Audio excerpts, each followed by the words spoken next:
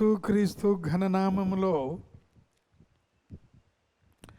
ఉదయకాల ధ్యానాలకు కూడి వచ్చిన ప్రతి వారికి కూడా సాదరంగా ఆహ్వానం. ఇటీవల ఈ యొక్క వాతావరణ మార్పుల వలన కొంత ధారావాహికంగా ఈ ప్రసారాలు మీకు అందించలేకపోయి ఉన్నాం. ఆయనను దేవుని మహాకృప చేత, దేవుని యొక్క మహా గొప్ప నడిపింపు చేత మరలా ఈ యొక్క ప్రసారాలు కొనసాగించడానికి ఇచ్చిన కృపను బట్టి దేవుని వందనాలు కలుగునుగాక. ఉదయకాలము ఎవరెవరైతే ఆశతో ఎదురు చూస్తూ ఉన్నారో ప్రతి వారికి, వారి కుటుంబానికి శ్రేష్టమైన మేలు కలగాలనేది మా యొక్క భావన, ఉద్దేశం, ప్రార్థన.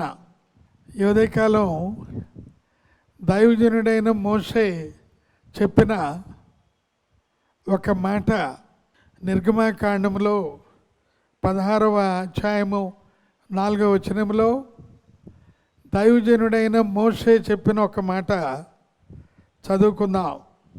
యెహోవా మోషేను చూచి, ఇదిగో నేను ఆకాశము నుండి మీ కొరకు ఆహారమును కురిపించెదను. దైవజనుడైన మోషే సాక్షాత్తు దేవుని మాటలు ఆయన విని వాటిని గ్రంథస్థం చేసిన విధానం, యెహోవా చెప్పిన అద్భుతమైన మాట, ఇదిగో నేను మీ కొరకు ఆహారమును ఆకాశము నుండి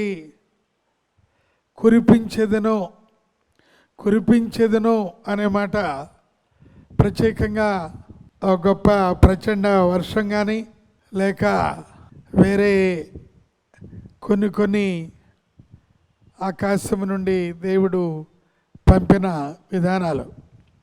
కురిపించెదను, దేవుడు చెప్పిన మాట, పరలోకము నుండి ఆహారమును కురిపించెదను. ఇది చాలా వింతగా ఉంది.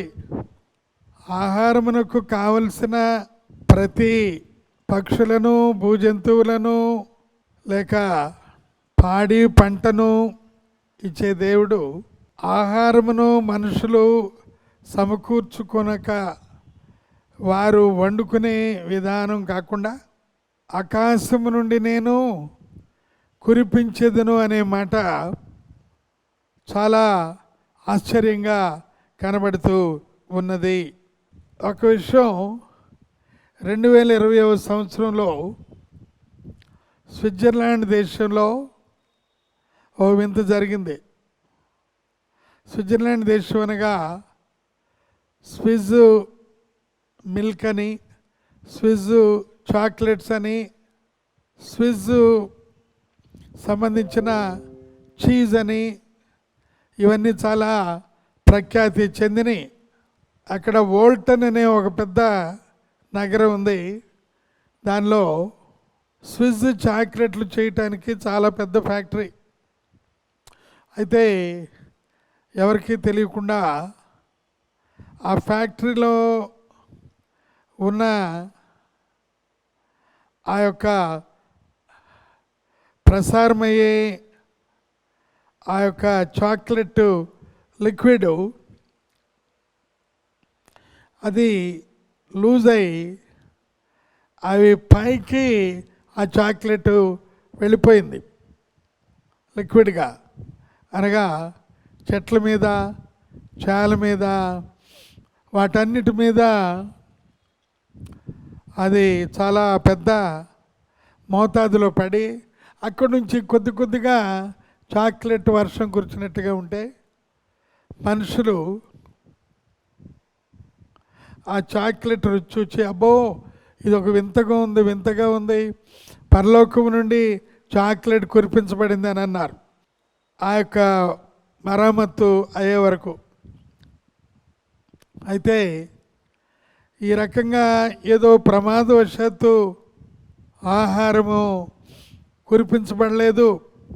దేవుడు చెప్పాడు మోషేకి, నేను ఆకాశము నుండి మీకు ఆహారమును కురిపించబోతూ ఉన్నాను అనగా, అప్పటి నుంచి 40 సంవత్సరాలు దేవుడు ఆకాశము నుండి ఆహారమును ఆయన కురిపించినట్లుగా దేవుని వాక్యంలో మనం చూస్తూ ఉన్నాం.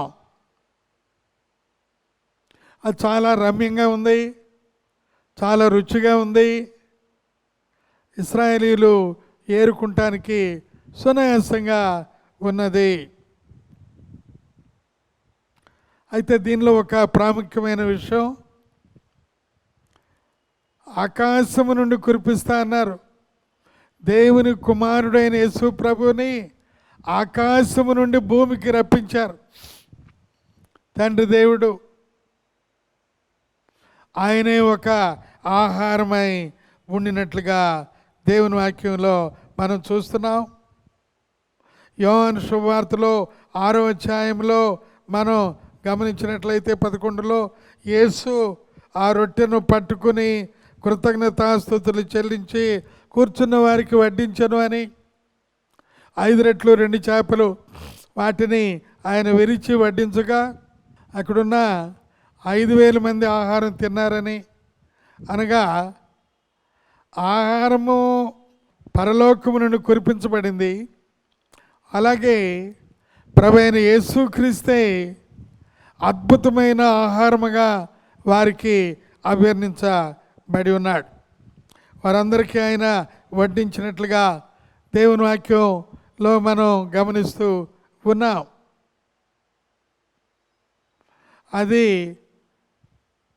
అక్షయమైన ఆహారము ప్రభువైన యేసుక్రీస్తు. ఆయన నమ్మిన వారు జీవాహారమును వారు భుజించారు. యోహాను సువార్త 6వ అధ్యాయం 35వ వచనములో ప్రభు అన్నారు, ఇదిగో నేను జీవాహారమై ఉన్నాను.